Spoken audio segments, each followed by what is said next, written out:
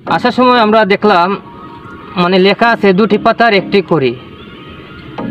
তাই এখানে আইসা মানে আমরা দেখতে পাচ্ছি আসলে এই কথাটা ঠিকই আছে, 2টি পাতার একটি করি। এটাই আমাদের নোয়াপাড়া চা বাগানের বাহাদুরি। আসসালামু আলাইকুম গাইস, আমি মোহাম্মদ তোফায়েল খান।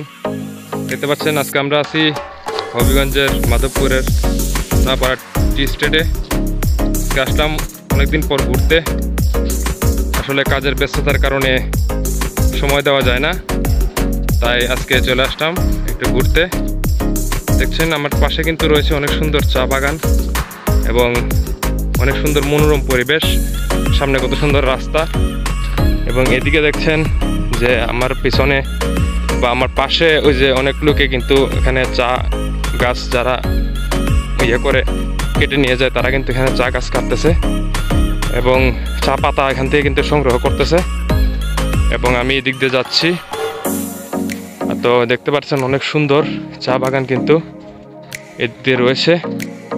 তারা চা বাগানে কাজ করতেছে এবং চা বাগানটা কিন্তু অনেক সুন্দর। এখানে কিন্তু অনেক দর্শকরা আসে ভিডিও করার জন্য বা বিভিন্ন ধরনের ব্লগ ভিডিও বানানোর জন্য বা দেখার জন্য।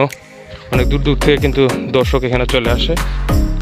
তো যাই হোক, অনেক সুন্দর ভিডিও দেখতে পাচ্ছেন আমরা করতেছি। তো যাই হোক, দেখতে পাচ্ছেন অনেক সুন্দর কিন্তু এখানে ওরা কাজ করতেছে। এখানে ওনাদের জিনিসপত্র রয়েছে, দেখতে পাচ্ছেন অনেক সুন্দর কিন্তু চা বাগানটি। চারদিকে মনোরম, যেহেতু সকালবেলার পরিবেশ, একটু রোদের তাপটা একটু বেশি আর গরমের দিন, তাই ভিডিও করতে একটু কষ্ট হচ্ছে। বিকেলে আসলে জায়গাটা আরও সুন্দর লাগে।